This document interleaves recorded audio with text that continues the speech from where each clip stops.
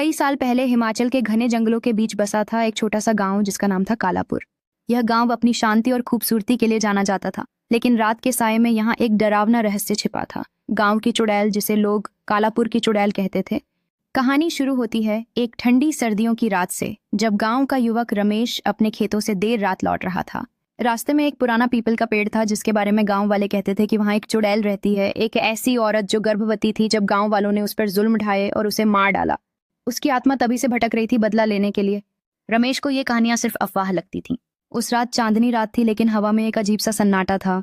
अचानक उसे एक औरत की रोने की आवाज सुनाई दी। वह रुक गया और उसने देखा कि पीपल के पेड़ के नीचे एक खूबसूरत औरत सफेद साड़ी में खड़ी थी। उसका चेहरा आधा ढका हुआ था। उसने रमेश को पुकारा, भैया मेरी मदद करो, मैं रास्ता भटक गई हूँ। रमेश का दिल दहल गया, लेकिन उसने सोचा शायद कोई यात्री है। जैसे ही वह पास गया, उस औरत ने अपना चेहरा उठाया। उसका चेहरा भयानक था, आंखें लाल, चेहरा सड़ा हुआ और होंठों पर एक डरावनी मुस्कान। रमेश चीखा और भागने लगा, लेकिन उसके पैर जैसे जम गए। चुड़ैल ने हंसते हुए कहा, तूने मुझे मारा था, अब तेरा अंत है। उसकी आवाज हवा में गूंज रही थी। रमेश किसी तरह भागकर गांव पहुंचा और गांव के पंडित को सारी बात बताई। पंडित ने बताया कि यह चुड़ैल उसी औरत की आत्मा है जिसे गांव वालों ने सालों पहले मार डाला था। उसका नाम था माया, जो गांव के जमींदार की बुरी नीयत का शिकार हुई थी।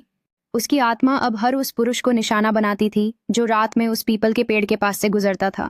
पंडित ने गांव वालों को इकट्ठा किया और एक हवन का आयोजन किया। उन्होंने माया की आत्मा को शांत करने के लिए मंत्र पढ़े और पीपल के पेड़ के चारों ओर पवित्र राख बिखेरी। लेकिन उस रात जब हवन खत्म हुआ, गांव में एक भयानक चीख गूंजी। अगली सुबह रमेश का शव उसी पीपल के पेड़ के नीचे मिला। उसका चेहरा डर से सख्त हो चुका था।